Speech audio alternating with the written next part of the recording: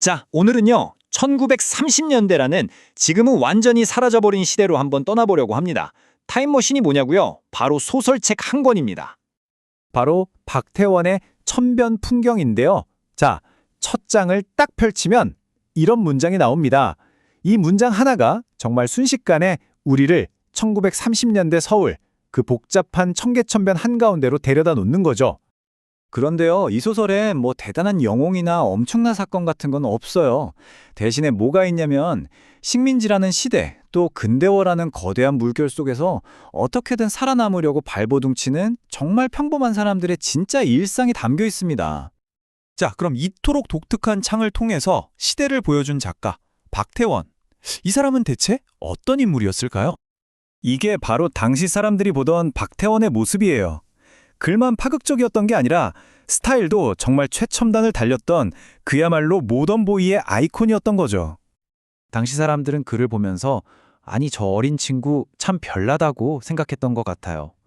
뭐랄까 옛것과 새것이 정신없이 뒤섞이던 그 시대를 그냥 온몸으로 보여주는 그런 젊은이였던 거죠. 이런 독특한 스타일은 글쓰기에도 그대로 이어졌어요. 그냥 책상에 앉아서 상상만으로 글을 쓰는 게 아니었습니다. 구인회라는 당대 최고의 모더니스트 그룹의 멤버답게 항상 노트를 들고 직접 거리를 돌아다니면서 도시의 풍경, 사람들의 모습을 하나하나 다 기록했던 거죠. 꼭 다큐멘터리 작가 같지 않나요? 자, 그럼 이 모던보이는 그 노트에 빼곡히 적은 관찰 기록들로 어떻게 그렇게 새로운 소설을 쓸 수 있었을까요? 비밀은 바로 카메라 아이라는 기법에 있었습니다.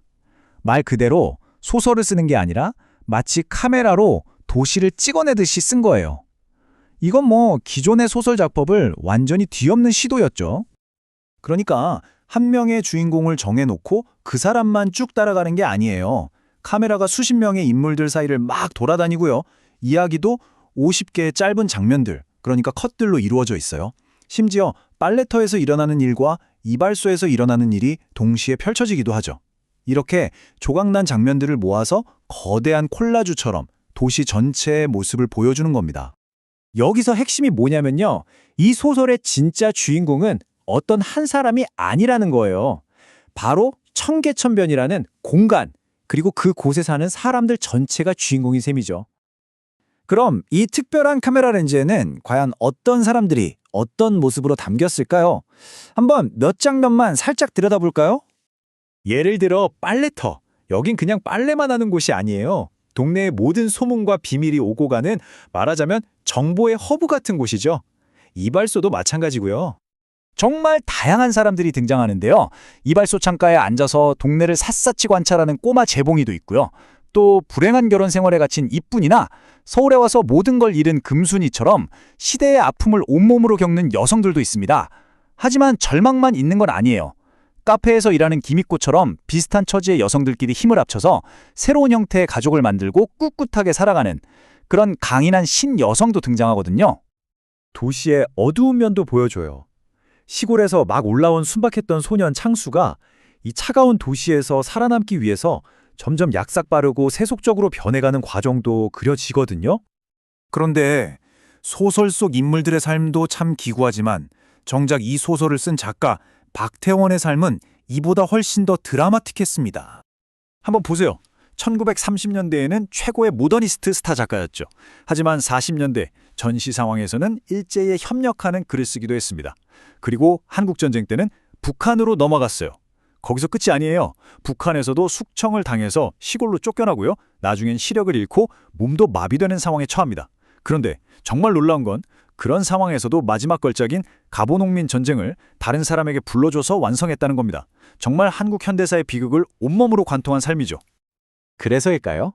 그의 스승이었던 이광수는 이 소설의 서문에서 이런 말을 남겼습니다. 이건 그냥 새로운 글쓰기 실험이 아니다. 이상도 희망도 없이 살아가는 우리 자신의 가엾은 모습, 그 속에서 어떻게든 행복을 찾아보려는 사람들의 비극을 담은 이야기다. 라고요.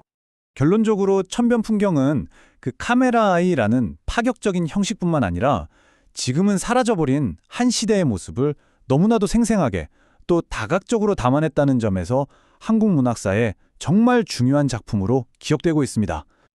자, 여기서 마지막으로 이런 질문을 던져보게 됩니다.